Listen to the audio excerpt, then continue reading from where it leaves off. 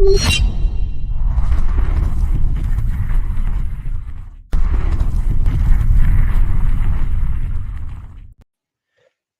morning, everyone, and welcome to King's Football Show. Today, we are doing a match reaction and a player rating to Arsenal versus Fulham. And guess what, guys? Arsenal are top of the league. How excited is everyone? I hope you're doing well on this Sunday morning. I mean, guys, 3 points collectors. We can enjoy the weekend the way Arsenal are playing now. It's like, enjoy the moment, guys. We don't know how long it will last. We don't know how the season will end. So we have to make the most of the moment. And that moment is now. So, how is everyone doing? I hope you're doing well. I'm looking forward to this show. And make sure you vote on the poll as well. And big up Simon, the Football Fan Force. I will put the link to his channel in the chat. Make sure you subscribe to his channel. He do Arsenal content. I've been on his channel. He doesn't do it all the time like I do, but when he does it, it's quality stuff that he posts. That's the most important thing. But I hope you're all doing well. I'm looking forward to it.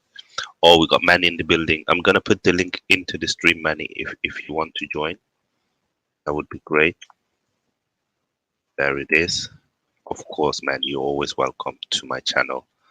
And hopefully we're gonna have a good chat today. It's gonna be interesting to hear your thoughts because I had some issues yesterday with my internet, so unfortunately I could not uh, listen to your thoughts after the game. So I want to hear where your head is, and there we go. So guys, we got Manny in the building. How you doing, my friend? Yeah, good, brother. How are you? Thanks a lot for having me on, and I'm glad I could join immediately thanks to YouTube notifications. I was just, Yeah. surfing and just checking out Twitter and a lot of other stuff, and I saw your notification. I thought I could join in, so thank you for giving me the link. It means a lot to me. Oh, of course, of course. Like yesterday, unfortunately, I had some Wi-Fi issues, so I could not join Steven's stream, and I would love to hear your thoughts about the game before we jump into any kind of a player ratings and stuff like that. Where's your head at? Yeah, well, here's the thing. I was watching the game along with Stephen and Napster for Stephen's watch along, and I do seem to remember having missed the first 5 minutes of the game because I had to run a few errands, but thankfully I got back in time to start watching the rest of the match. And it was sort of a tale of two halves in many ways. The first half just saw Arsenal, doing as well as they could in the midfield. We were huffing and puffing and trying to dominate, but we just couldn't blow their house down. And the defence, led by Tim Ream and company, they did their job to a man quite brilliantly. So I told myself that, it's only a matter of time, especially in the second half, before we score. And so I was quite happy with the way we played. But Marco Silva also had reason to be quite happy with the way his defence were working. And we seemed to be choking supply to Mitrovic up top because he hardly had any chances. I don't remember Ramsdale having to make any save of note in the first half, or maybe he did. I don't remember. Maybe he did. Maybe I he did agree once. to that. Yeah, Yeah, yeah, yeah. But the second half, that was when we started to, start to lose it really, and it's uncanny how after Arteta made his first substitution, bringing off Kieran Tierney, who looked quite good. I won't say impressive, but he definitely looked quite good in his first start after injury, after such a long injury layoff, replacing Zinchenko. He actually did a decent job, and he certainly proved, contrary to what a lot of people will say on Twitter, that he still can deliver the goods. And if he keeps up his fitness and makes sure that he gets more minutes and gets back into that groove, he will certainly lend a lot more of that competition with Zinchenko. But Arteta took him off, replaced him with Eddie Nketiah. And it wasn't too long after that Gabriel, who probably looked a little bit dicey in the first half, made a dreadful error, which led to the Mitrovic goal. Now, Stephen and I disagreed on Ramsdale's part in that. We both agreed that the main culprit was Gabriel, but when you're in a situation where you have a goalkeeper, where you're one on one with a goalkeeper, so as a goalkeeper, you're one on one with a striker. He's trying to sort of put it in past you. You don't just lean back in, which is what Ramsdale did. And I speak as a goalkeeper in my youth, although I had to stop playing when I stopped growing, as someone who idolised David Seaman, who was brilliant when it came to one-on-one situations. You make yourself really big and narrow that field down, so that Mitrovic would have had to struggle to get it past you. But I mean, I don't want to necessarily blame Ramsdale, but I will say he could have done better, and that's why for my ratings I gave him a 7, because he was one of the better players on the pitch.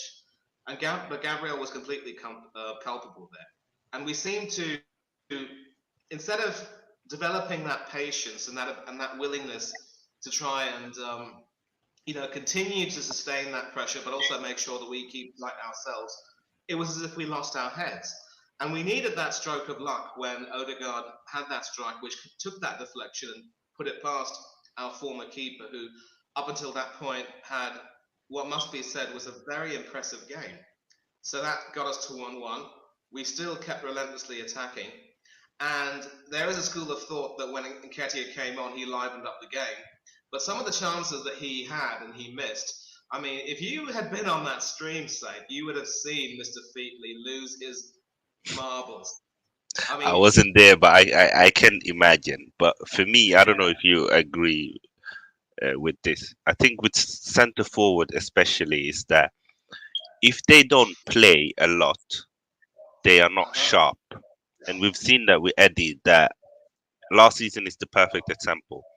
When he was just getting short subs, like 5 minutes, 10 minutes, 20 minutes there, he didn't look that good. It wasn't until he was starting to get, 45 minutes or 60 minutes or 70 minutes, that was when he started to score goals. And I think with strikers, it's very hard sometimes to be. Can you mute your mic? I think it's echoing.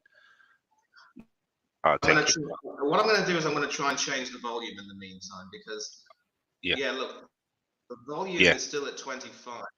I'm going to uh, bring it down to 15. Can you hear any echoes now? Yeah, I think it's better now. Yeah, it's definitely better now. So for me, Okay. I think that Eddie Nketiah needs more game time, and when he gets more game time, he will be sharper. I think he showed qualities yesterday where I feel like he's developed in his game. Where before, for me, Eddie Nketiah was just someone who you would play in the final box, like a fox in the box. Where I feel now he's developed his strength and he's developed his technical ability to carry the ball on longer distances. And that's quite impressive because that doesn't usually happen with centre forward. Usually they become better at what they are at, and then that's it. So it's going to be interesting to see against Aston Villa if the manager will play him more or even start him and maybe rest Saka. But yeah, talk about Saka. For me, that pass that he made to Gabriel was an awful and unnecessary pass. If anything, if you don't have any option, shoot it up. It's still echoing a lot. Shoot it up through the middle of the field, and then there is no danger for me. And also, it was an awful first touch by Gabriel. We have seen that in him before, even last season. We saw it against Wolverhampton. We saw it a few times in games where he gets the ball and he doesn't react fast enough. Like if your first touch isn't good, you're a defender. Just throw it up in the field. It's okay. Not every pass have to be a pinpoint pass, and he has to get that out of his system. If there's one area where he really needs to develop is to make decisions faster, because that could have been avoided. That was an unnecessary goal to concede. Another day against another team, we lose or we draw in a game where I felt like you said that we did what we're supposed to do. We were attacking them. We made sure that Mitrovic had no supply. We made sure that they didn't have a lot of set pieces, and Leno was probably the man of the match, and that says a lot. I think Odegaard again showed that he had a very good performance for me yesterday. And what I liked most about Odegaard was that he was the first person to go to Gabriel after he made that mistake and tell him, you know what, it's okay. And that is what a captain is supposed to do, to make sure that the team spirit doesn't go down, to make sure that the player's head doesn't drop. Go and cheer him up. He did that. And he was the one who was making initiative. He was the one who was trying to create create goals. He created that chance to Eddie Nketiah and to Martinelli, and he had that shot. And this is why I've said he needs to shoot more, because now that he's shooting more, he's scoring more. He has the ability. Yes, it was a deflection, but that's football. Like, you have to create your own luck. Again, the corner, it's a bit of a luck that we scored, but if we don't create that chance that Martinelli has, there won't be a corner and then there's no goal. So for me, overall, not every game is going to be a 3-0, 4-0, or 2-0, but at least we won. Even though it was hard, it was a London derby, it was a physical game, it was starting to get frustrating, but I felt like the players overall, most of them, played well. If I'm honest, I'm just gonna go through the chat quickly and then we move on. Uh, Coach Carter, Chelsea fan, is saying, sorry, Coach Corner is saying clear handball, and Yeah, he was talking about that goal from yeah, Gabriel. There could have been a yeah. handball there. I don't think that was picked up. I don't No, think the there was a biggest handball. No, I don't think it was a handball either. VAR checked it a lot. The biggest frustration for me was playing Elneny instead of Sambi Lokonga. Interesting. Saliba Wygate under control. Gabriel is just clumsy. Yeah, he's a bit clumsy because of he's quite a physical, big player. He's not a typical Brazilian, right? He's not a Marquinhos or Thiago Silva type of centre back. Sort of And his reminds me of goals, Martin Keown, who could also be a bit clumsy in a way. yeah, yeah, and he had a situation after that where he almost passed the ball to Mitrovic, and he almost created a new chance for them. Oh yes, I So remember that. I remember that. he's gonna have to work with that. I mean, Gabriel is just 23, 24 years old, so he's Yeah, still a young centre back. He's not yeah, complete. He's not at his best. I know he's never gonna be a Saliba or Ben White on the ball, but if he just reacts better and read the game better, he will yeah. avoid being in those kind of situations for me. And big up Janice as well for tuning in. Big up everyone that's tuned in. I hope you are liking the video and voting on the poll as well. It's good to see you. Hi, family. Hope you guys are still enjoying the win as much as we were yesterday. Yeah, definitely. It is good to win, honestly. And I've said it before, at the beginning of the season, the 3 points means more than anything. But I do feel like Arsenal going forward looks better than last season. What about you? Yeah, well, here's the thing. I mean, I'm just going to go back to some of the points you made. One of the things which I was saying in another stream with another person was that we had to start to learn to win ugly again because, as you remember, say there were many occasions under Wenger when, in our obsession with trying to play beautifully and win beautifully, we get tripped up by a lot of these bogey teams, and it's also happened quite a few times under Arteta. So a win like this, where we, huff and puff and eventually blow their house down could be welcome. But having said that, we can't. As you said, we created our own luck. We did, I suppose, in some ways, did earn our own luck. But there's always another side to this, and we shouldn't have had to depend on those moments of luck. On Gabriel's first touch, couldn't agree more. I just said it. He reminds me a little bit of Martin Keown, and that he can be a little bit clumsy, despite being, a sort of rock. And with regard to the thing that you said about Nketiah not having that much in terms of sharpness because of his lack of game time, well, look, if you take a goalkeeper, for instance, without that game time, he's also not going to have that much in terms of sharpness. But that does affect a lot of players. And if you are able to do the business and training and make yourself available for selection, you will end up you don't lose those skills necessarily, although you will you sort of have to make sure that your brain is a little bit tuned in. But he was brought on the half hour. Now, how do you, I mean, on the hour with half an hour to go. Now, had he been brought on with merely 10 or 15 minutes to go, like Aubameyang had been brought on several occasions near the end of his time at the club, then that would be stupid because you can't expect any striker to have that immediate of an impact with so little time. If that were Aubameyang, mind you, as many of us would agree, those chances that Nketiah had would have been dealt with a lot better. So sometimes it's all about being able to develop your footballing intellect, and people were praising Nketiah to the skies for how he had developed his skills, as you would say, during the preseason, especially during that game against Nuremberg for one. But sometimes you have to try to, remember what you are doing and keep practicing what works well for you. And it's just a fact of life. He is going to be third in the pecking order behind Jesus and Martinelli, but if one of those two gets cropped, God forbid, he will certainly get his chance, and it's going to be up to him to try to take it. I mean, he took his chances in 3 games near the end of the season, but in the other games he didn't do very much. So that's my issue with Nketiah. Uh, And Odegaard, he did make a few passes, and he did prove in some ways why I did rate him at first. He does have a beautiful left foot, but I don't know if you want to be an attacking midfielder, sometimes you have to be a little bit more physical. And there were several occasions, mind you, at least one or two, where he wasn't really willing to, commit himself to trying to tackle and get the ball away and really impose himself physically. What made who? Dennis Bergkamp such a beautiful, Odegaard. yeah. So what made Oh, Dennis Bergkamp oh, that's interesting. I disagree, but yeah, go on. Yeah, what made Dennis Bergkamp such a terrific number 10 was his ability to be able to sort of weave in between defenders. And also, he was regarded as a bit of a dirty player himself. He gave as good as he got from others. And so he was able to use his physicality to weave in around and find those gaps and move through defenders and score some goals. Odegaard, we haven't seen from Odegaard, we haven't really seen that ability to be able to do that.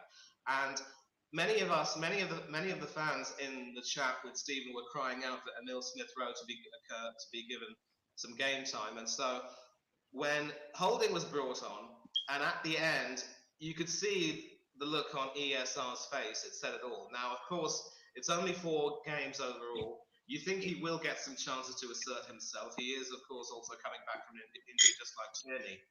But I think a lot of fans will still have some issues with substitutions the substitutions that Arteta made, because you want to see him be a little bit more proactive in that regard. And with Nketiah as well, he did miss more than a few chances, and sometimes again, you've got to sometimes know how to do them. So he had some adequate time to make the most of them. There are some people who say he changed the game. I'm not really inclined to agree with that, because with the way Jesus and Martinelli were playing, I think they had the whole 90 minutes.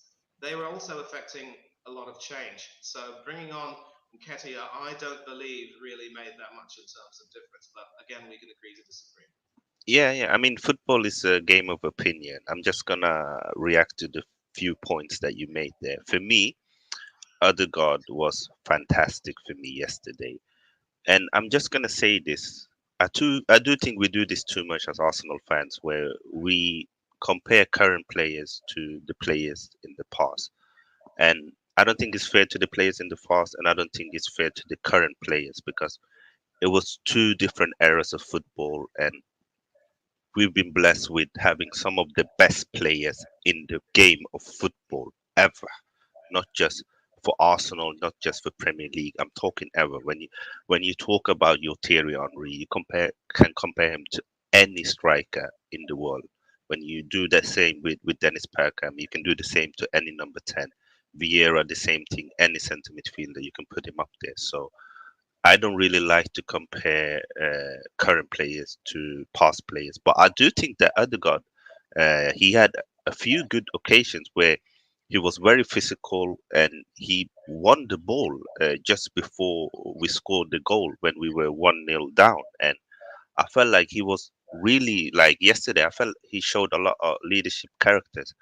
And for me he was clear man of the match for me. I think his technical ability, He was creating chances. Everything that people are criticizing him for, that he needs to create more chances. For me, he was unlucky to not get more assists in that game, and he was trying to shooting as well. I mean, there's no player who's gonna score every time they shoot or every good opportunity they have, but he kept on believing in himself, and that dribbling just before before the goal, where he just do a step over, go on the left, and then shoot. For me, it was a fantastic move by him. Yes, the shot got deflected. We don't know if it didn't go deflected, if it would have gone in or not, but that doesn't matter in football. I mean, Frank Lampard was the expert of just shooting and getting a deflected goal. So it's like in football, you need to shoot and you need to create your own luck. But for me, I think it's a bit harsh on Odegaard. I think he was very, very good in my opinion. I think I didn't look at him yesterday as someone who was not physical or who didn't show leadership. Like, I saw someone who was desperate to win the game and lead his players and make sure that we didn't lose, and we didn't do that. So for me, Let, let, that let, was good to see. let me give him some credit. Let me give him some credit. I mean, like, if he knows what his role is in the team, he's certainly performing that quite efficiently, being able to go under the radar.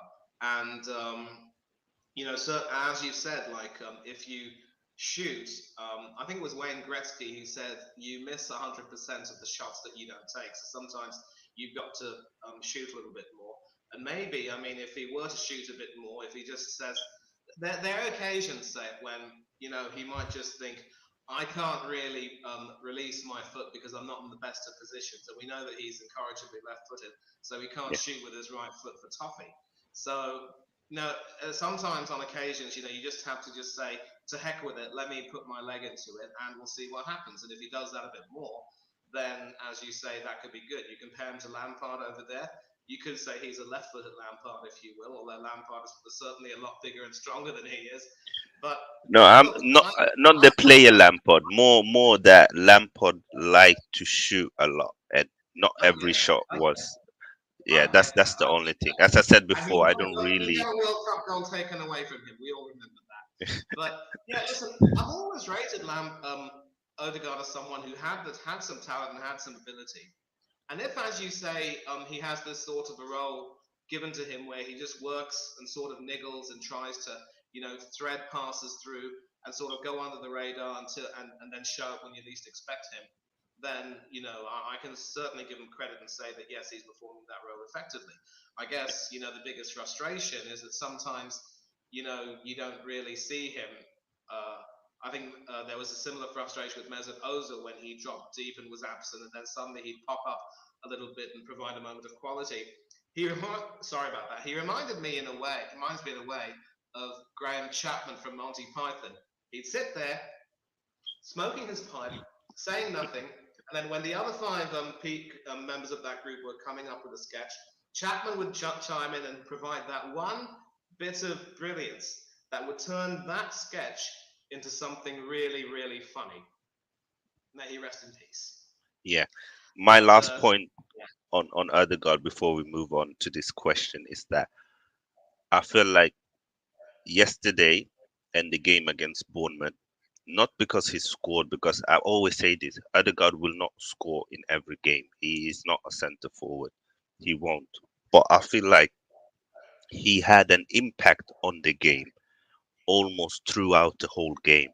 And that was so impressive for me, was that Fulham didn't know how to handle him. They could not mark him out. He was always on movement. It was either he would, sometimes he would just make a touch on the ball, and that created a chance for us. Sometimes it was through his passing, sometimes it was a long ball, sometimes it was crossing, sometimes it was dribbling ability. And I feel like if he continues to play at the level that he played yesterday, then we're gonna see a much improved and better Odegaard, and it's gonna be great for us. So we have a question here from Matt. Pick up Matt, always supporting the channel. If we can't trust Sambi in games like yesterday, is it time to loan him out? What's your opinion on that before I answer? oh well, here's the thing. I mean, that I wouldn't necessarily say that we couldn't trust him because we did bring him on I think he had a substitute appearance in one or two games before today. And I think the reason why Arteta put El Neni into the lineup is because he thought, in theory, El Neni would be a lot physically stronger than Sambi would have offered a little bit more in that terms of strength. But Lokonga could have certainly come on later on in the game and provided a little bit of tidying up, if you will. I wouldn't necessarily say that it's a question of not being able to trust someone. I mean, there are a lot of people who've been crying for ESR to be given a game, and Arteta's made it clear that he's also coming back from injury, and he has to sort of make his way through. So, we can't rush to that sort of a judgment saying that just because a person hasn't seen any game time, we can't trust him. In fact, one thing I will say, is Yeah, that this upcoming League Cup yeah, and the Europa League and maybe the FA Cup will be tests of how good our squad is.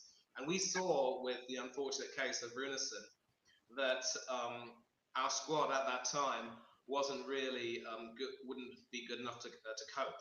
And that was in 2020, 2021, I think. And yeah. that It was was. when we sent him away, and then we brought in Matt Ryan. He was outstanding when he got the chance, but he never got enough chances with us. So I believe our players will get chances later on. I believe ESR will get some chances.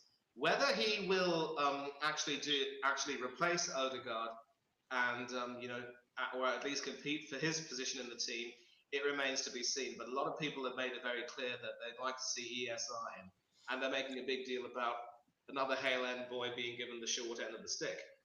I They're going think. to be some more games. They're going to be some more games to play. Sambi will get his minutes. ESR will get his minutes. Every Yeah. single player of the squad will get their minutes. So we will see how it works out. And I think it'll be interesting to see for sure how Matt Turner deals with the pressure playing in the EFL Cup and maybe the Europa League. Well, guys, this is amazing. You've seen it here on the channel. Manny's just defended the manager. Arsenal are top of the league. Surely that's a good sign. But Calm joke down, aside, calm down, joke calm aside, down, joke aside. calm As I down, said, calm down, joke calm aside. down. Listen, it's That early in that the season. that's just a We joke. don't feel that we have to back it for now. Yeah, But we all yeah, yeah, agree he has some excuses. yeah, yeah. We No, all it's agree it's he it's has. it's, it's okay, Manny. It's just a joke. Don't take it too serious. But what I was gonna say is that for me, I think we have to take things into perspective, Manny. The season has just started. We've just played 4 games, and we had 1 game a week, and we have won all of those games. It has not been necessary to make a lot of changes because when a team is winning, I'm always of the idea that if we're not playing more than 1 game a week and the team is winning, don't change it. Don't change something that's not broken yet, unless you've seen someone drop so much in quality and the team is carrying that player, and then there's another player competing for that position. Then you can change the team. I believe ESR will get his chances. I believe Fabio Vieira will get their chances. I know that we are eager to see these new players. We want to see what they can add to the squad. We want to see if they will perform better than the players who are starting right now. But that will come. We saw last season ESR was the main man, and Martinelli had to wait patiently. And then Martinelli was the main man, and then ESR were coming in and competing with him. We will see those kind of positions. We saw the same thing with Kieran Tierney. We know how much Arteta rates him, but at some point, Nuno Tavares was playing left back, and Kieran Tierney had to raise his level to get his spot back. And this is what we want. Oh, can you mute? It's echoing a lot again. Yeah, so we saw last season where when a player is performing, eventually you will get awarded. And we saw the same thing with Eddie Nketiah. At some point, he was playing ahead of Lacazette. So with Sambi Lokonga, I just think the thing is this for me with Sambi Lokonga is that the manager wants to play him at number 8, not as number 6. And I can understand that because I feel like you get the best from Sambi when he plays further up on the pitch because his passing range is good. He's more of a box to box player than someone who's just going to sit and block and intercept and tackle. And I feel like we were unlucky yesterday that Zinchenko was out because I do feel like if Zinchenko was playing, And then he doesn't have to be the progressive passer because that's not just his game. And I feel like El Neni is best when we play against teams that are on our level or better than us. That is when you see the best of El Neni because that is when he can play his physical games, where he can hunt down players, where he can tackle them and then just give it to the next player beside him. That's when you see the best of El Neni. When he has to be the deep lying playmaker, it's not really what he's good at, and I don't blame him. But also, we saw it last season when Sambi Conga came in and was playing number 6 at the end of the season. He was struggling in that role, but when he was playing number 8 at the beginning of the last season, he was doing very well. So I think that is more the reason why we haven't seen him. And big up Bargab as well for tuning in. He's still waiting on Vieira. So yeah, guys, I'm gonna finally move on to the player rating. Let me get it up on the screen. Yes, Manny, if you have something you want to say, you can come off mute as well. I just have one question though I want to ask you. So we've had William Saliba now play in 4 games. In all 4 games, he's had outstanding performances. Even in the Leicester game, despite the own goal, he was terrific. Now, do you subscribe to this view from certain people on Twitter that the fact that Saliba has done so well so far justifies Arteta's decision not to have played him before and have sent him out on loan? Because here's the thing: a lot of people have said no, Saliba always had the ability. We should have had him in the squad. Otherwise, we wouldn't have had to put up with the likes of Rob Holding and Ben White, playing and flattering to deceive. Saliba could potentially have been the difference. Do you think he should have played before, or was it okay that he was sent out on loan and came back with a point to prove? If I'm honest, Manny, I don't really care anymore, if I'm honest, because the truth is we don't actually know. I'm a big fan of William Saliba. I've wanted to see him get a chance for Arsenal for a very long time. It didn't happen. He got loaned out. He was very good when he was on loan. He's back with us now, and he's clearly good enough to play for us now. Now, I live in the future, If I'm going to go back and every decision that the manager takes, I have to be very critical or very positive. At some point, it gets jarring, That's why sometimes I avoid certain topics on Twitter because yes, we can go back, we can analyze it, we can speculate, but the fact is, William Saliba is playing for Arsenal right now. He's been one of our most impressive players in the first 4 games, and that's what's matter. He's put the past aside. The managers put the past aside. At some point, us as fans needs to be able to put it aside and just be grateful that he's here now. The only thing that matters for me is that we need to secure his signing because clearly he is a special player, a special talent, and we want him to stay here for a very long time. For me, that's the only thing I care about when it comes to William Saliba right now because I We'll see. honestly do not know. Yeah, we'll see what happens. I mean, I would like to see him stay, but again, events over the course of the season will dictate what happens with regards to the future of not just Saliba, but certainly more than a few of our players.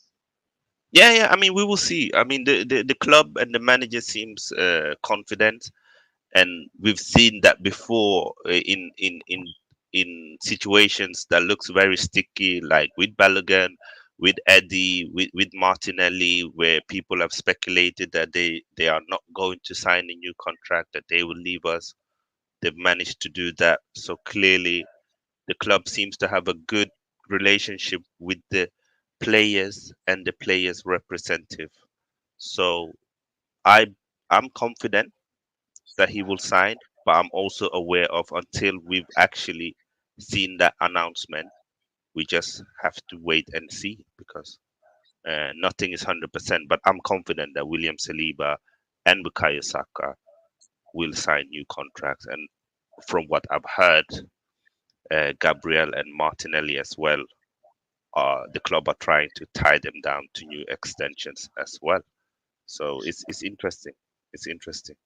And thank you for this, Bargav. Yeah, we do. I do try to find balance on my show. I don't just want people with a certain view or people that just agree with everything that I have to say. Then it won't give it won't add value to the conversation. We need to have different views on Arsenal. So it's good for me. And yeah, it's been a good show. I like to have Manny on. He's a very intelligent man.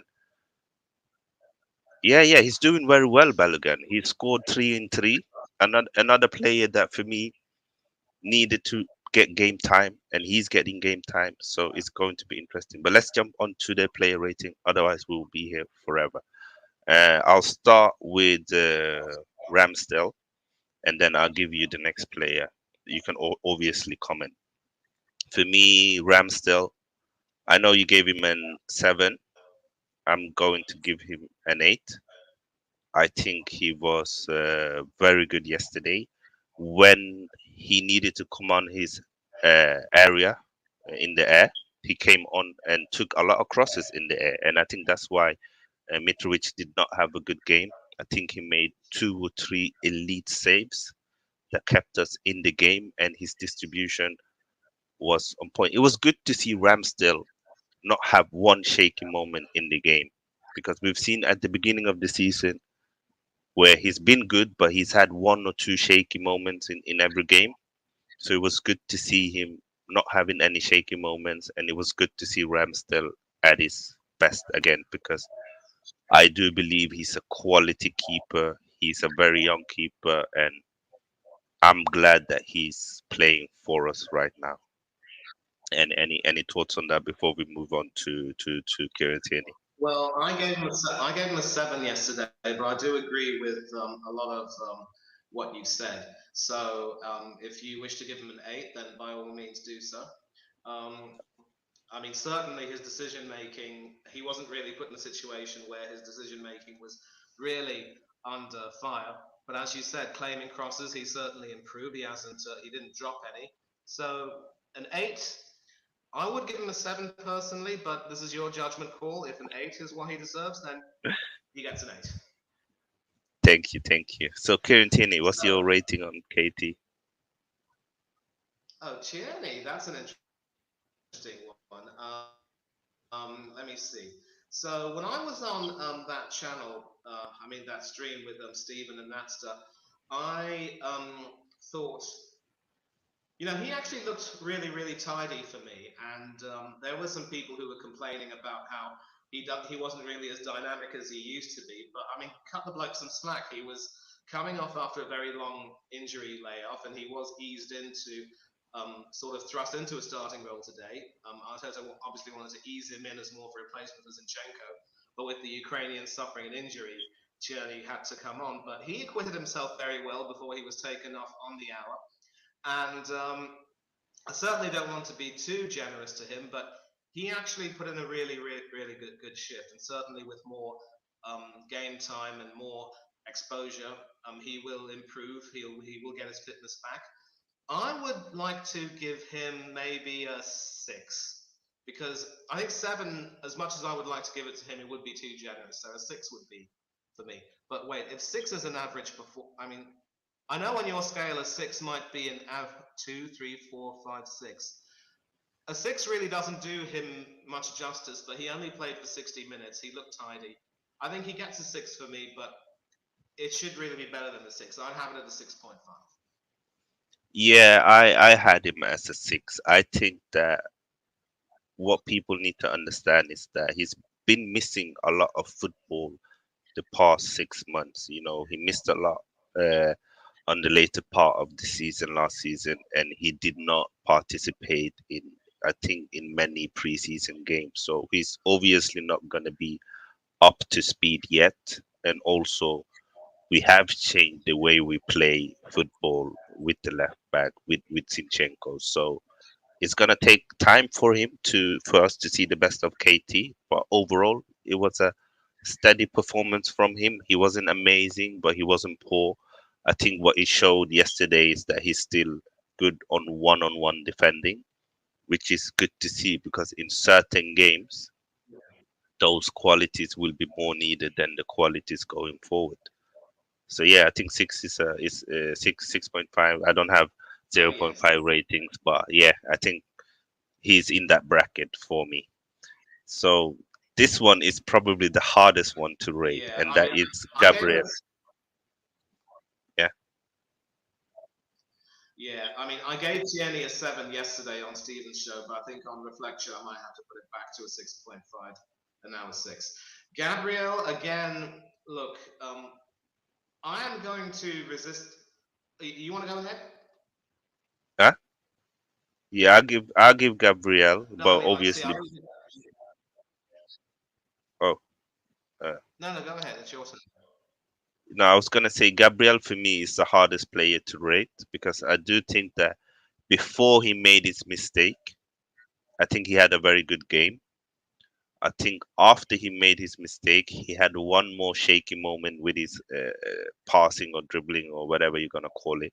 But then after that, he put in some good passes to Saka and to Martinelli, and obviously he scored that very important goal that won us the game. But he's also the reason why we went 1-0 down, and another day, another game, a better opposition. Maybe we don't come back. So for me, he showed good character to not drop his head and score the winning goal and really show fighting and desire to to to really score that goal because it wasn't an easy situation and he really had to stretch his leg to get the volley in. But also like he needs to do better on that mistake where Mitrovic scores. He needs to react faster. Yes, you can get a sloppy touch. It can happen, especially if you're not a technically good player. But after the first touch, when you feel like it's not sticking to you, just shove it away. It's okay. Like so for me, I don't know if I should give him a 6 or a 7. It's very hard because I can't Well, ignore the here's an mistake. idea. Yeah, Here's an idea. Here's an idea. yeah, Um, you know, it is very easy, of course, to say yes, he showed character and yes, he scored the goal. But when you've been playing for Arsenal as long as Gabriel has, you realise that mistakes like that really shouldn't be made. And I remember on Stephen's channel, both Stephen and Natster were, I mean, they took him to the cleaners. I gave him a 5 because as a defender, your primary responsibility is to make sure you defend. You don't, I mean, scoring goals as a centre back will probably be a bonus. And I certainly wouldn't want to put him in the same category as Kieran Tierney because Tierney at least didn't make a single mistake. And we know that Tierney has scored his share of goals for the club too. So I gave him a 5. And if you want to give him a 6 because you believe that his good qualities sort of mitigated that, then by all means you can give him a 6. But I gave him a 5. But since this is your turn, if you want to give him a 6, be my guest. yeah. What I will say, the last thing with Gabriel is that he's gonna have to step up, or centre forwards are gonna look at him as the next Mustafi, and then that's gonna stick with him. They're gonna press him, and we don't want that because I feel like in general he's a good defender, but he really needs to step up now. I don't want to see another big mistake from him this season. Really, we can't have that Yes. in every season. He has 3 or 4 situations that leads to goals. That's not good enough. So I think just because he scored, he gets a 6 because obviously we needed a goal at the end. But if he did not score, it would have probably been a 4 or 5 because that's it was a bad mistake. So moving on to William Saliba, what is your rating on this wonder kid that keeps on impressing from game to game? I gave him a 7 yesterday, given that the best players all got 7, and Saliba was my man of the match personally. Um, what can I say? He goes from strength to strength. He certainly didn't make hasn't made any major mistakes, and he was certainly quite steady with regard to dealing with what came his way. I wouldn't want to simply give him an 8 just to put him up on par with Ramsdale because I don't want to create that sort of a conflict. I would like to give him an 8 as a reflection of how well he performed today. He was also very key, mind you, in making sure that the supply to Mitrovic in the first half got choked, and he certainly wasn't at fault for the goal. Um, would you mind if I stirred the pot and gave him an 8-2, put him up with Ramsdale? No, I don't. I don't because I think there was a few moments in the game, especially in the second half, where he was given the ball in a sticky situation, and he made a Cruyff kind of dribbling in the middle of the field, and then he gave a very good Yes. pass, and it just Yeah. shows again how good Saliba is on the ball. I mean, for someone who's that big, really, you shouldn't be technically good, but he is. So I agree. I would give Saliba an 8, and I'm just so glad that he's come and he's had a good start. If you never knew about Saliba, Manny, and it was the first time you watch him, and I told you this guy is just 21 years old and this is his fourth game in the Premier League, you would tell me no chance. Yeah, I think Saliba's case is probably more well known because of what happened to him, how he was sent on loan, and how he was apparently written off. It reminds me, in a way, of a famous Manchester City manager who apparently, when he was when he was spoken to about a certain player named Colin Bell, who went on to play 48 times for England and become a Manchester City legend. I think it was Book or Alice, Malcolm Allison, I don't know. One of them said Bell's useless. He can't head the ball. He doesn't have a good left foot. But then when they had the money, they snapped him up.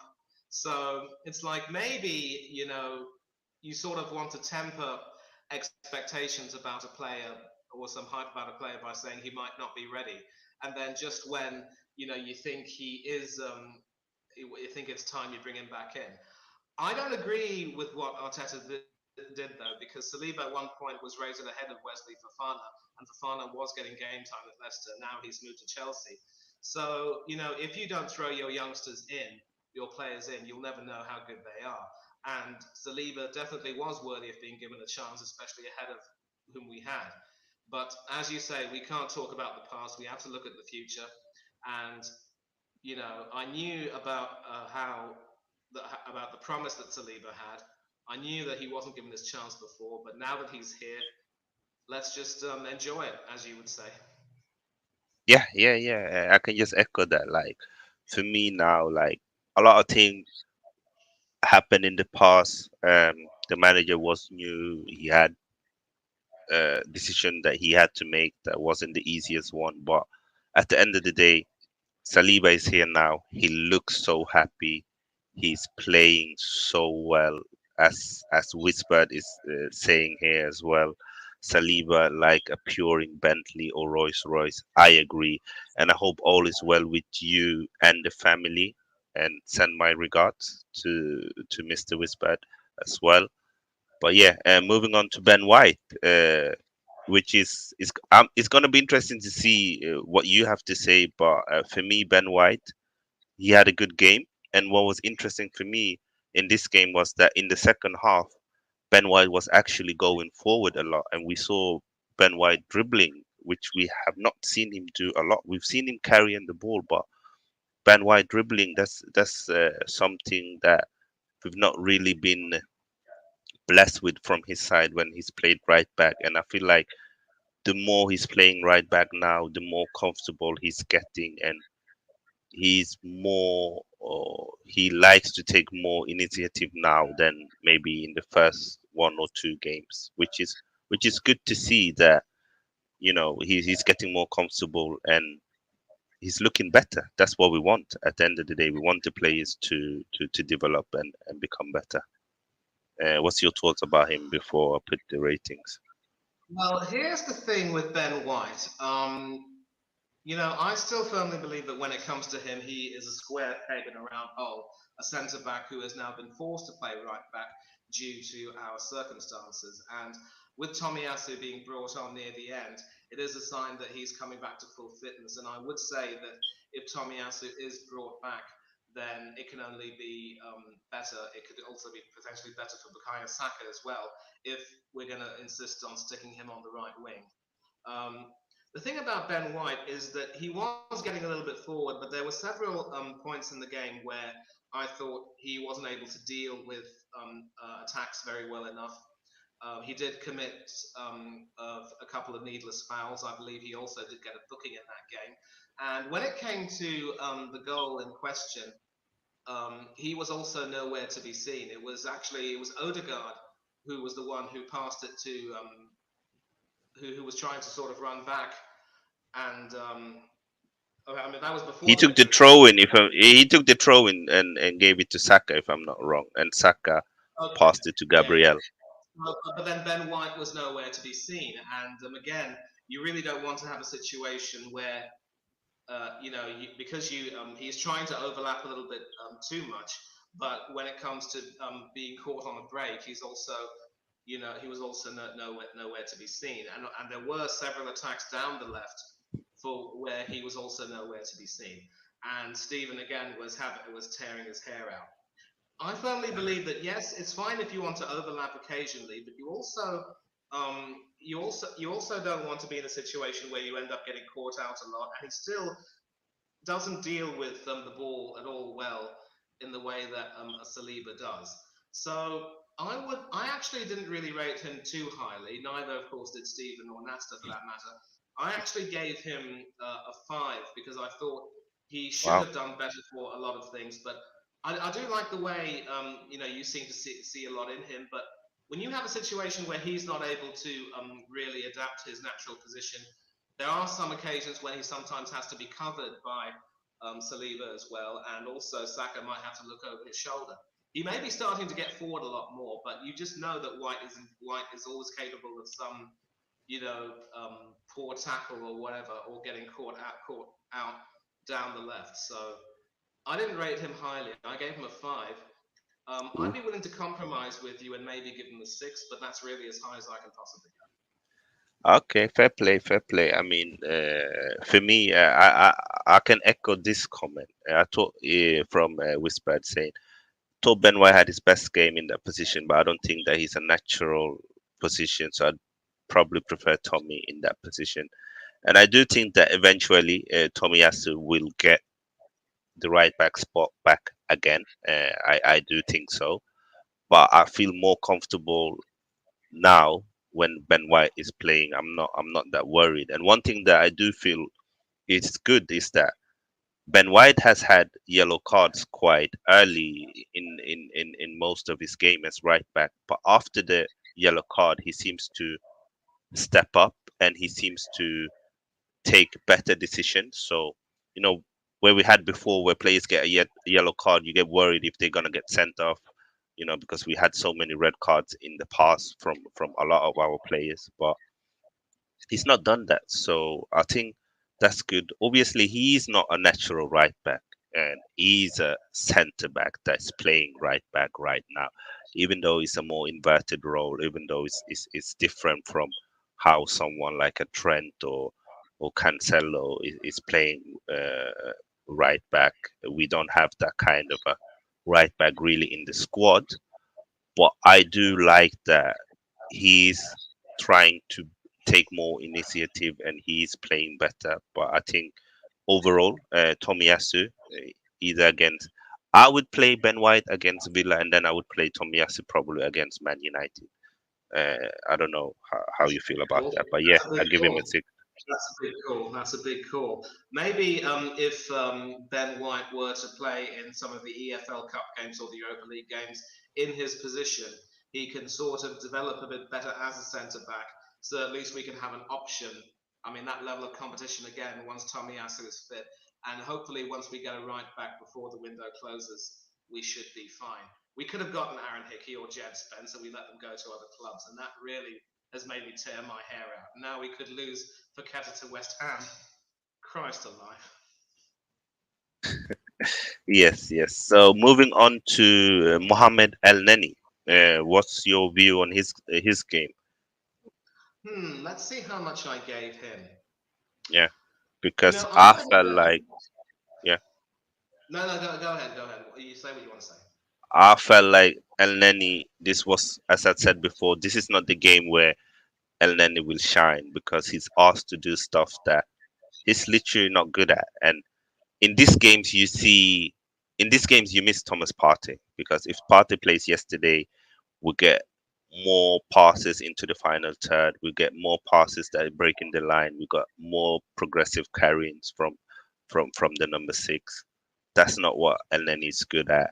So I'm aware of that when I rate him, because it's hard to ask someone to do something they can't do, if that makes sense. But at the end of the day as well, I do feel like he was too cautious with his passing yesterday, and he had too many touches on the ball yesterday, where just release the ball earlier, so the tempo of the game goes faster. But he did not make any mistakes. I would probably give him an average performance, maybe a six. I gave him a 4 because there were quite a few moments which I didn't really like. On Okay, yeah, reflection, maybe a bit too harsh. A five would have been what I would give him maybe. Let it yeah, be a yeah. Let's five. give him a five. And Yeah, that's fine. yeah, that doesn't really. I mean, as you say, he wasn't necessarily poor, but as you said, that was not really the type of game where where he'd be expected to shine. And as you said, we did miss Party in that game. So yeah, I'm glad we agree on that. A 5 would be good because I wouldn't want to put him up at the level of Tierney. You know what I mean? Yeah, yeah, no, I understand that. I totally. Let's move on to Granit Xhaka. Um, Again, is playing very attacking now. And what did you make of him? Well, this is actually the type of play that you. Oh, sorry about that. I mean, No I'm gonna worries, have to no put worries. this on silent. I'm gonna have to put this on silent. It's ridiculous. Yeah, Yeah, the ringer is now on silent, and we're all good to go. Yeah, so he seems to be, playing the sort of game that Arteta wants him to play. Going all the way up and down, up and down, up and down. There is still there is still some room for improvement for him. And I remember in some ways being a little bit frustrated with him when it came to. I mean, there was one occasion where I think he had a chance to, have a shot at Leno. I think he just stuck his right foot out. He's another incorrigibly left-footed fella, and what he just stuck that out, and it sort of he didn't trouble Bernd Leno at all in the Fulham goal. And yeah, he actually ran quite a lot, but I didn't see him really take the same initiative that Odeegard did in terms of trying to shoot. And I remember, just watching that game and also being a little bit frustrated with him because maybe he didn't make any mistakes, but I believe he could have been a little bit better. And again, I sort of gave him a 5, but I am willing to bump that up to a 6 because maybe he has some good qualities. Maybe he can. Maybe his role is to sort of just draw those lines, run across people, and really try and build up the tempo. Something that Odegaard doesn't quite do, but in that respect, maybe he and Odegaard complement each other quite well. But he probably wasn't as good today, I mean, yesterday, as he was in maybe one or two other games earlier on in the season. I'd probably give him a 6, put him up there with Tierney and Gabriel. But if you want to give him a 7, since it's your show, that's your call. yeah. I think Granit again yesterday. He was not as good as against Bournemouth, but again he was putting in some really good passes into the final third. Think he had an opportunity that was quite hard that he almost scored on volley. But he had a few occasions where he was popping up. I think he had a good partnership with Martinelli as well, where he gave him some very good passes and created chances for him. And I feel like Granit playing more attacking, even though it seems crazy, but it seems to suit him more. It seems like he's more comfortable the higher up the pitch he's playing, which is good for us because we don't have to worry anymore if he's going to make a mistake that's going to lead to a goal, or if he's going to put in a last ditch tackle that's going to lead to a penalty. And now it's more he can play, and you can see that with the freedom of playing more attacking, he's more comfortable. And I felt like he was good. I mean, he's not always going to be 8, 9, or 10, but if this is his base level, and then he has games where he's a bit better and games where this is his base level, then then I'll take that for now until we can find another midfielder that has another kind of skill set and can give more. I would also like to see maybe in some games ESR playing that role together with Odegaard to see if they can finally play as a trio, because we've seen in the past where when Odegaard and ESR play in a 4-3-3, it gets a bit unbalanced. But you know, the players we have now, maybe it would actually work. And in that Chaka role, that's very attacking. Smith Rowe can come in with the second runs, and he's very good at shooting. So it would be interesting to see.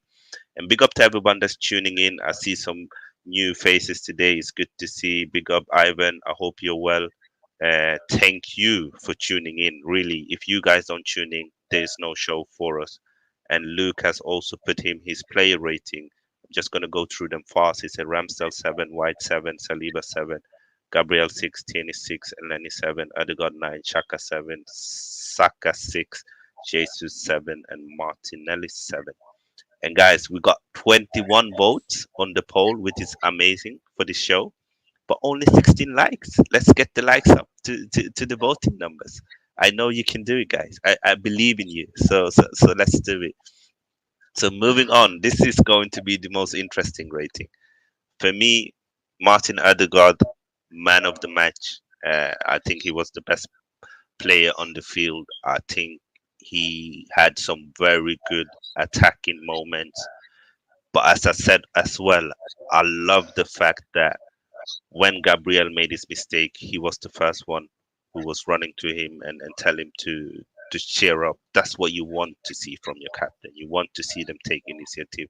And there was one moment where Gabriel Jesus was very angry and was almost trying to attack the referee. And again, Odegaard was up there telling Jesus to calm down, take him away from the ref, making sure that he doesn't get an unnecessary yellow card or sending off. Again, that's what I want to see from the captain. And and and and when he scored himself, Odegaard, he went to Gabriel again and told him like, we got this. So for me, he was man of the match performance.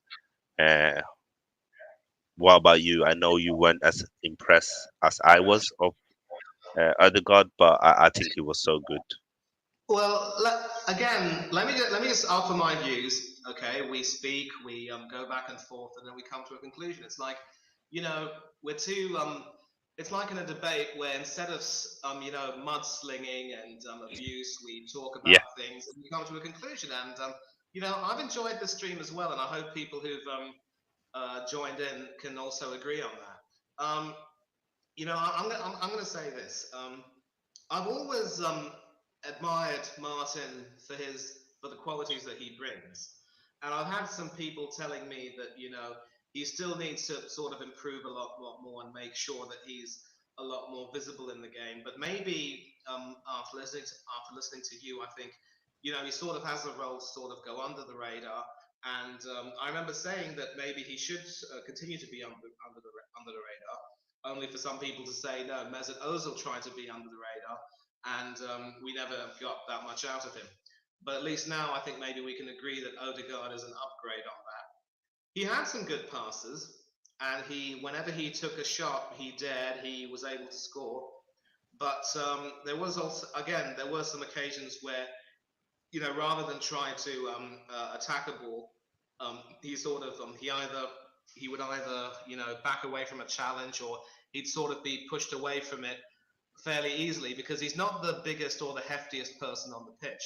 And that would never really happen to a Bergkamp, although you also made it clear that you didn't want to compare players from different eras. I am willing to say that that he did have a pretty good, a decent game. And let me just check how much I gave him on Stevens, because I compare and contrast. Okay, I just talk about my thought then, and I compare now. yeah, And yeah, yeah.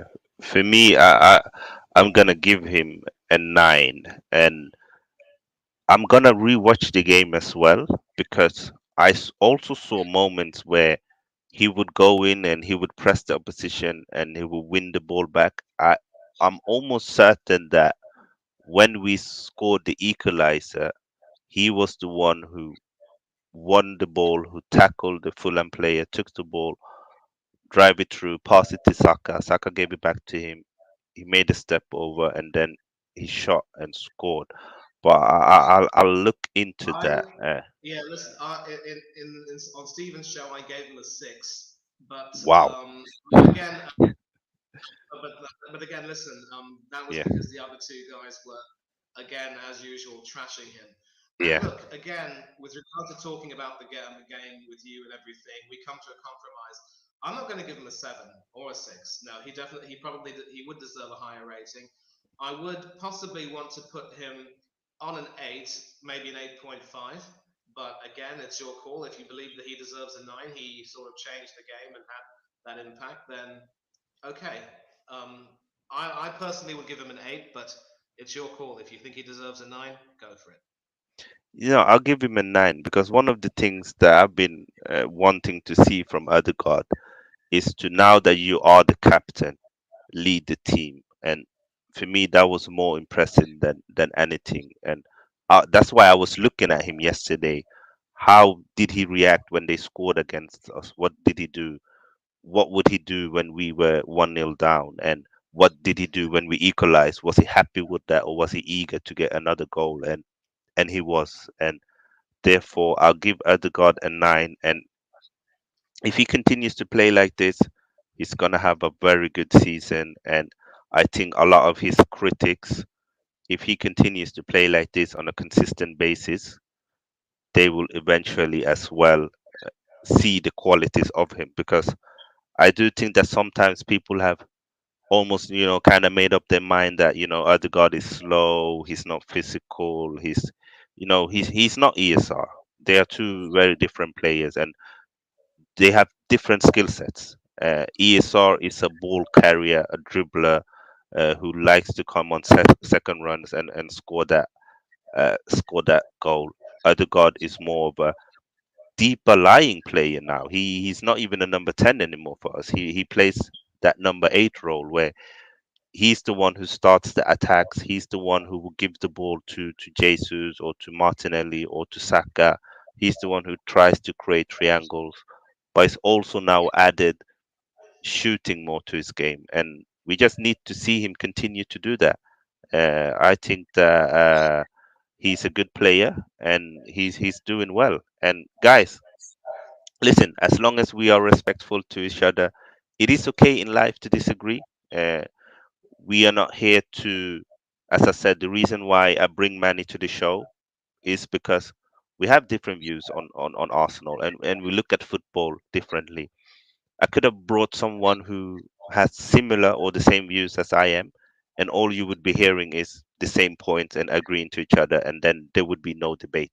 So Manny is very respectful. He's not, even when he criticizes players, he doesn't overdo it. He's not being disrespectful to anyone, and I respect him a lot. He knows that, and he will keep coming to the show. And I hope you will enjoy the debate as well, because I do feel like I don't want a channel where there's no debate. I like it when we can have hot topics but be respectful to each other. Yeah, I've been one of his.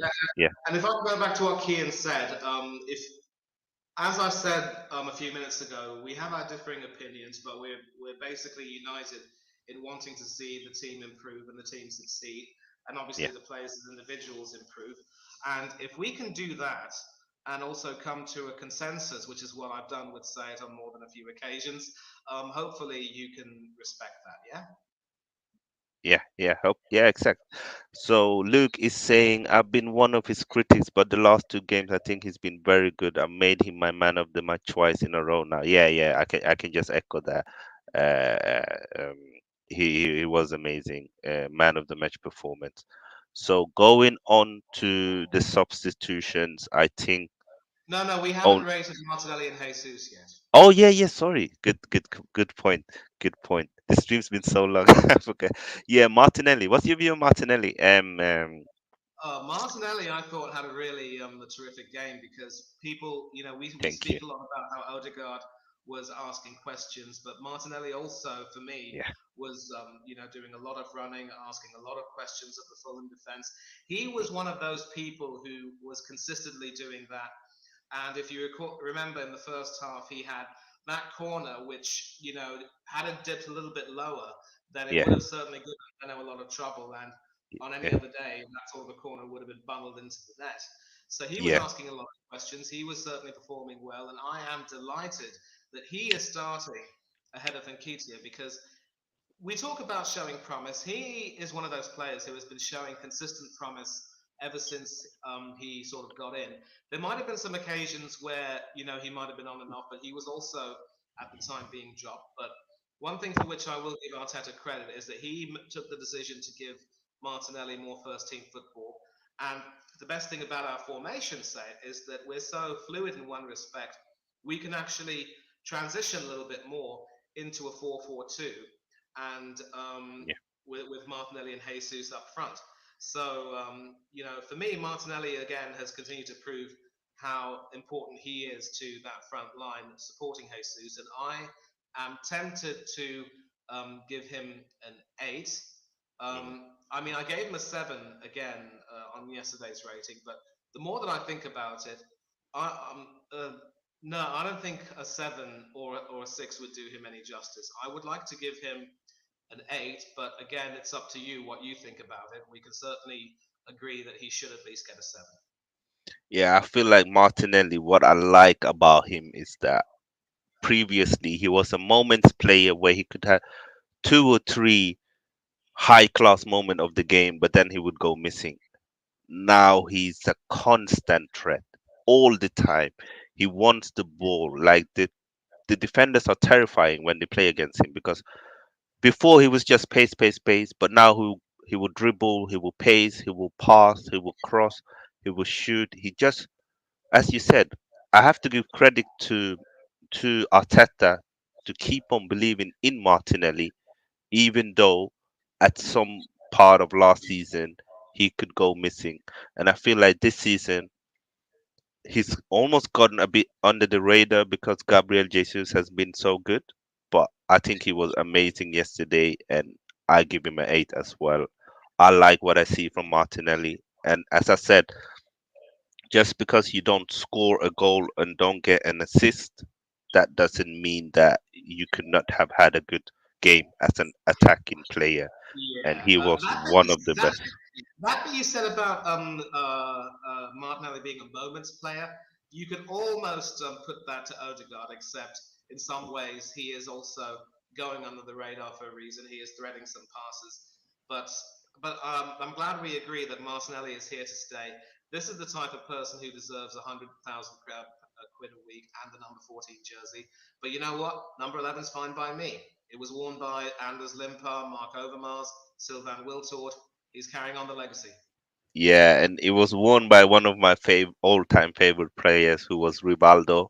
I don't know if you remember Rivaldo for Brazil. Of course I do, mate. Of course I do. Yes, He didn't play in the yes. Premier So League, but I knew how good he was. But wait, yes, didn't he get number 10 for Brazil, though? Ronaldinho were the 10, R9 were the 9, Rivaldo were the 11. Because I remember in the 2002 World Cup he wore 10 and in 98 as well. But maybe my memory's shot. I don't know. Yeah, but let's move on to another Brazilian. I want to hear your thoughts about Gabriel Jesus as well before I say my view on him. In a nutshell, he is an upgrade on Alex Lacazette. Not Yeah, only is he capable of scoring great goals, but also the link-up play that he provides.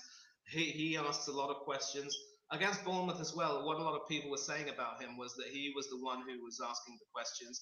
It was his shot which was saved initially by Travers, um, for the rebound of which Odegaard was able to poke into the net. And he is another person who has taken to life at Arsenal like a duck to water, and is getting a lot more opportunities that he probably wouldn't have gotten at Manchester City. So he's not a City knockoff. He is a quality striker now, and I might have been a little bit skeptical of him before, but I think he's slotting in really well. Hopefully he gets some more goals, but I've been really impressed with him. And once again yesterday, he had another good game. There was an occasion, of course, where his, as you mentioned, say his aggression very nearly did get the better of him, and I think after getting fouled by that player from Fulham, I don't quite remember his name, another Portuguese guy, I would say. He was up in his face and had to be calmed down, and both he and that other bugger got a booking. So yeah, he will have to be a little bit. He will have to tone it down a bit, especially given that he's part of the leadership group. We don't need another Granit Xhaka, thank you very much. Yeah, But yeah, yeah, look, once again, he has really taken to life at Arsenal. Well, I remember giving him uh, how much? Yeah, there was actually some issues I found where when you're not really scoring, you've also got to be a little bit better on when you're off the ball. And he did show a lot of commitment. Maybe that instance with the referee took it a little bit down for me. And again, he started well. I thought he tied a little bit. I remember giving him a 6. I would yeah, like to give him a 7. I wouldn't necessarily give him an 8, but that's because I don't want to really be too generous with him. I yeah. think a 7 might be really good for him. It was a good performance from him, but he knows that he will need to tone it down and do a lot better. And he has been magnificent ever since coming to the club. So, Yeah, I think that what it is a bit with Gabriel Jesus is that you can tell that he wants to do everything, and sometimes it benefits us, sometimes it hurts us. I just feel like he needs to trust the team, and he was very good yesterday, but I felt like sometimes he dropped a bit too deep, and I don't want him too deep in the pitch because I don't want him to become uh, like a Lacazette where you are good in play, but you're not a threat. Obviously, he's so much faster and technically better than Lacazette that he still had an impact and he still was a threat. So I agree. I was always between 6 or 7, but I'll give him a 7. But he's good. You know that I rate him a lot, and you know how much I believed in him before he even started playing for us because I believe that he like Alexis Sanchez just needed a platform where they could play week in and week out, and they would show their qualities. So moving on to the substitutes, I think before we move on, there's one more player we've missed, and this player is going to be the subject of a lot of discussion between you and me. Our who is star that? boy. Oh, Bukayo Saka. I know why Yeah. we did not rate him. I felt yesterday. Yeah, I'll start with Saka. Um, I know a lot of Arsenal fans love Bukayo, and I'm one of them. I love him. I think he's a fantastic player, fantastic talent, and he's done very well. But I feel like, and I read this somewhere, that Bukayo Saka in his first 100 Premier League games has played 2,000 more minutes than Phil Foden did at his first 100 Premier League games. And that's not even taking into account how much more games he has played for England and played a tournament being a starter. I feel like the club needs to be responsible and rest him way more. If we don't do that, we are going to burn this kid out. He's a human. He needs, for me, both mentally and physically, he needs to rest because you could see yesterday he was really trying. He doesn't go hiding, Bukayo. He was trying to drive at the back. He was trying to dribble. He was trying to shoot, but it's like he's not sharp right now, so it's not really working for him. And I feel like if we just rest Saka a bit, we will see him at his best again. But if we keep playing him week in, week out, week in, week out, and then he goes to England, plays there, and then he comes back, and then there's a World Cup, that worries me. And for me, this is the main reason why we need to buy another attacker, whether it's a centre forward and play Jesus more on the wing, or we buy another winger who can compete with Bukayo. We need another attacking option because this is not good for him and it's not good for us in the long run. And I think Bukayo was probably a 5. I'm not sure if that's too harsh. I would also probably give him a five because we know that he can be a little bit better. And I am delighted that you and I agree that the poor boy needs a rest. There's also a lot that I would like to really speak about with Saka. I don't know if you might have noticed this, Seth. When Yeah, he plays for England, when Gareth plays him for England, yeah, he's on the left wing. He yeah, runs up and down, he gets in and he scores some goals and he's happy as a clown. He's mm, naturally left-footed. He has the time of his life. And of course, whether he has someone like an Ashley Young, who's no longer with England, of course, or Luke Shaw, or whoever it may be, yeah, you can see how free he feels and how much, at one particular point, he was in such greater form for England that a lot of people were saying, why is he performing so well for England but not for Arsenal? And now we know the answer because he's being stuck on the right wing. And I know that it's sort of become the trend these days for a lot of left-footed attackers to be footed players, wingers to be put on the right wing because you want to have that inward curling cross with your left foot, or maybe something with your right. yeah. Like a So Salah, Robin yeah, before. Yeah, yeah. So it's forcing the poor bloke to, you know, um, work on his right foot a lot more, which he can do, but he still obviously prefers to use his left. And I know he scored some decent goals with his right.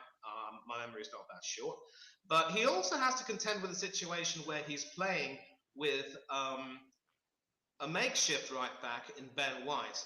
Whereas if he has a proper right back, a specialised right back behind him, you won't see him having to look over his shoulder and worry about where the ball is going and how he'll be able to, whether or not he has to sort of track back, if you will. And that is one thing which also worries me. So asking him to do too much like that will obviously tax him. And when you consider the excessive workload that has been put on his young shoulders, I agree he needs a rest. There is a part of me that really would love to make sure that he gets a higher rating. I remember giving Saka something like a four, I think. Yeah, because I said he looked really out of it. But yeah, you know what? yeah, So for me, I love him too. yeah, He's a gem. He's a diamond. He's one of our treasures. And if we let him go, if he decides that he doesn't want to be at Arsenal anymore, and he decides to go to a team where he will get the minutes he needs and the rest he needs, and the respect of playing him in the best position that he needs, I think he will thrive over there. So we are in danger of losing this kid. I would give him. I gave him a four yesterday, but I think I would like to possibly give him a five because it's not yeah. easy being in his position. But this No, and he also does work hard. And yeah, but this reflects my position and your position that he has been played too much. He yeah, looks out of it, and it is not easy for him having to play in front of a makeshift right back either. So I mean, I'd have him at a five, and I really, really, really am worried about this boy. yeah. I think for me, I think he will sign this contract.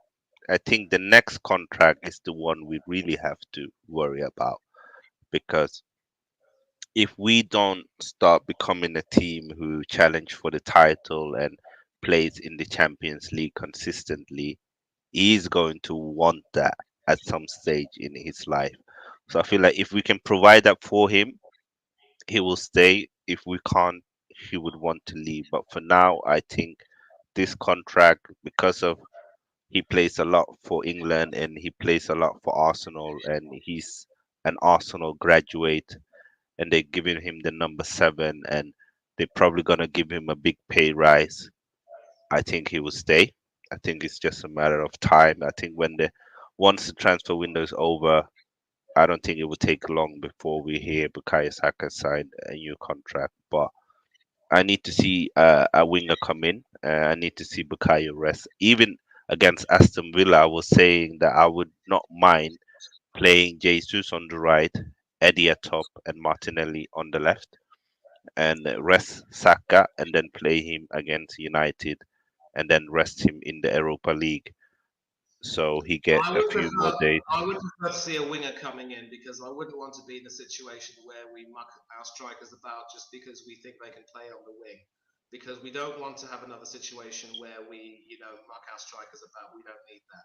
We could have had Paqueta, now he's gone to West Ham, most likely. But if we can get another winger, that would be a chicken dinner. No, we need another winger. I'm just saying in the game against Aston Villa, I would be surprised if we get a winger in before that game. And we've seen that Jesus can play on the right for Man City and do it at a high level, and for We'll Brazil. see, we'll see, we'll see. I mean, if it does mean that Nketiah gets a start, then Yeah, so be it. We'll yeah, accept yeah, that. yeah. Let's move on to him. Just got a few minutes left before I need to go myself. But yeah, Eddie Nketiah. I know that you weren't that impressed by his minutes, and you didn't think he was that influential in the game. I think that bar scoring, he did very well. He got, for me, he added another dimension where Fulham now was struggling to handle the attack. He was very direct. He was creating opportunities. He should have scored a goal at least. I totally agree, and that's probably gonna knock down on his overall rating. But I like that he came in and he was lively and he was giving them issues, and he showed that if the manager believes him in a bit more, maybe he can show us what he did last season. And I just think that certain players, if they don't play enough, we don't see the best of them. You have certain players who are super subs, like Oliver Giroud was very good at coming in and impacting game and scoring goals even when he didn't play a lot. Ole Gunnar Solskjaer was another one. Chikorito was another one. But I also think that you do have certain players, like for example when Aubameyang was benched for a while, he was awful. He's not a super sub player, and I don't know, like the manager says that he believes in Eddie, gave him that contract, he wants him to stay, give him some more minutes if that's the occasion. So I would give Eddie a 6. I don't know about you. Well, let me just take a look at the rating I gave him for. Yeah, I was very harsh on him, and I gave him a 3. But after listening to everything that you've said, I am willing to go a little bit higher. I suppose my revised rating for him would probably be a 5, because if as you say, Arteta brought him on to try to, upset the Fulham's apple cart, then maybe that's another thing altogether. Because they were bringing on some defenders to try and park the bus, and that proved to be fatal. Because as we saw with that corner, um, they were defending a little bit too deep, but then there was just that little crack, and that was exploited, and they ended up losing. So if that was what Eddie was brought on to do, then fair play to Arteta and fair play to the boy. He did his job. Um, I mean, personally, I would give him a 5, but again, since this is your show, I defer to you. If you believe he deserves a 6, then so be it. But I would actually give him a 5. Okay, yeah, I that's still, fair. That's fair. you, You give you him a still 5. you still he still there were some occasions as well where it wasn't just his lack of goals, it was also his final touch in the box, which was also lacking for me. And if you're a striker who's brought on, at least he wasn't brought on, mind you, for 10 or 15 minutes where he wouldn't have had enough time to get himself set. We've seen Yeah, occasions where Aubameyang, for example, would be brought on with only barely 10 or 15 minutes left and be expected to work miracles, and that wouldn't happen. And that was something for which I absolutely hated Arteta. That hastened Aubameyang's end. So he gave Nketiah half an hour, yeah, and in that half an hour, yes, he was running at the defence. I can agree, but there was an occasion where he didn't get into the correct position, and his footwork was completely all wrong. Had his feet been in the right position, he could have taken at least a shot on target. He didn't even have a shot on target, so I would actually give him a 5, and if you agree with that, then fair enough. But yeah, a yeah. 5 for me. You've But still got the also, is traditional it stuff that if he you failed to do. if you check the first 3 games, he was brought on very late against Crystal Palace, uh, Crystal Palace, Bournemouth, and Leicester. He didn't get 30 or 20 minutes in any of them. And in the last 2 preseason games as well, he didn't start any of them. So he's not really been giving a lot of minutes except this game against Fulham. And I think that is showing a bit in his performance, and maybe that is why we not seen the best from him. but I do remember like he had that chance on the right where he was trying to curve the ball in with his left foot, where he did a nice touch, got past the defender, but then obviously this shot he was trying to curl it in, and I Yeah. feel like if he's sharp, he scores that opportunity. uh, And I would agree. If Like that makes I sense. do, I do seem to remember. I mean, in the preseason game against Nuremberg, I don't remember if he started or not, or whether Yeah, he yeah, came he on. did. He did start. Oh yeah. So if, Yeah, maybe if he starts, he can look a little bit. He does look a little bit sharp, but then that's just the reality. He's up against. yeah, Um, yeah, yeah. I mean, he's he's gonna up have to against. prove himself in He's got Martinelli ahead of him in the pecking order, whose football intellect, in my opinion, has been yeah, magnificent. So yeah, it's just a part of it, and Nketiah will get his chances in the Europa League and yeah. in He the will. EFL. He will Yeah, so see he. how well he does that. Yeah, yeah, 100%, 100%. Tomiyasu is the last player that I'm going to rate before we go. I think the others didn't play enough. What was your Yeah, view on Tommy? Holding doesn't get a rating because he came on in stoppage time. Yeah, Tommy looked tidy for me. I thought he looked very tidy, and I don't yeah, think he made any real mistake. yeah, Um, I didn't rate him on Steven's show yesterday because I don't think I had the time. I yeah. think I've kind of sort of he's all slipped my mind. I would like to give him maybe a 5, but that's only because he didn't get that much time to assert himself. But he seems to be getting back to fitness, and it should only be a matter of time before he makes the right back slot his own again. Okay, yeah, that's fine.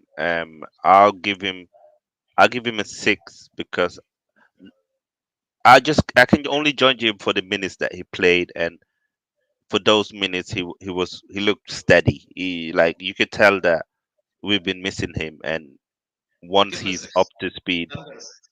he's Let him going get a to 6. have a good impact for us. He I like deserves. Tomiyasu. I think he's a bit of an underrated player, and I like that he's two-footed, so he never Give him a 6. struggles. Yeah, yeah, he doesn't struggle in situations. So Give him a 6. I'll give him a 6. Yeah, there we Yes. go. Very Oh good. yeah, so Because it's like that that. way we can judge Tierney that way as well. And who did you Yeah. move into the slot? No, it was Eddie. I gave him a 6, but I put him in the 5. I know you gave him a 5. I gave Yeah, Eddie a 6. that's good. It, That's good. That's it's good. fine. So the And last then rating, the manager, because I do have to run, but I do want to hear quickly your rating on the manager before we end the stream. um,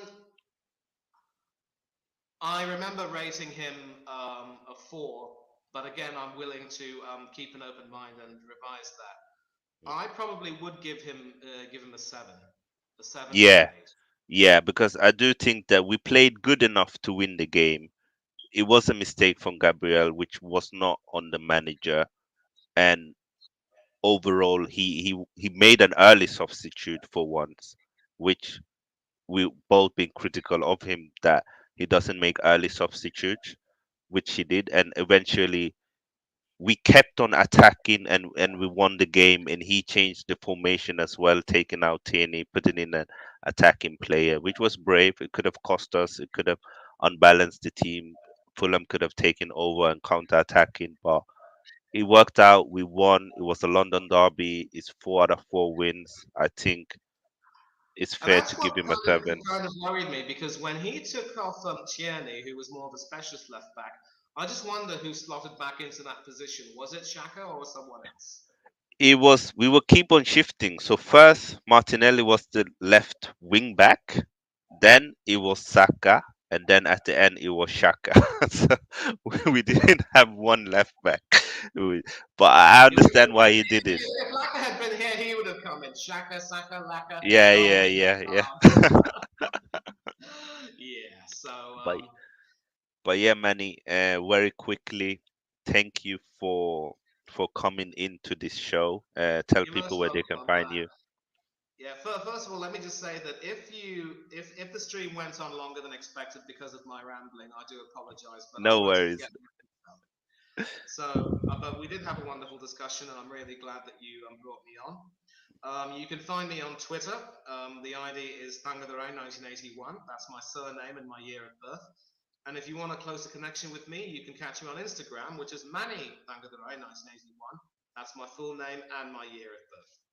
You can catch me on a few other channels like Del Boy Gunner TV, Stephen Featley TV, Oris Talks Football, a few appearances on Hanno's Coach Corner, and also the Football to Thought podcast with NS Sports TV on Sunday evenings. And I just come on these channels, I speak my mind, chew some fat, say what I want to say, and let the chips fall where they may. Great stuff, great stuff. And I just want to say quickly, the poll has ended. We had 31 votes. 80% made Odeegard man of the match, 16% voted on Gabriel, and 3% voted on Gabriel, yeah, 16 on Saliba, and 0 on Ben White. So the the people have spoken. Odeegard man of the match, and again, 31 votes. That's probably a record for my poll. So big up to everyone that's tuned into the chat. So like this is a new channel. It's a small channel, but the views are really good, and that tells me that you enjoy the debates and the people that I bring in. So big up to everyone that's tuned in and stay with us for so long as well. I'm so happy that you guys are tuning into this channel, and we will bring you more and more content as well. So enjoy your weekend. Again, Arsenal won, and for me, we just have to keep our feet on the ground, and make sure we get two players in. I'm out. Thank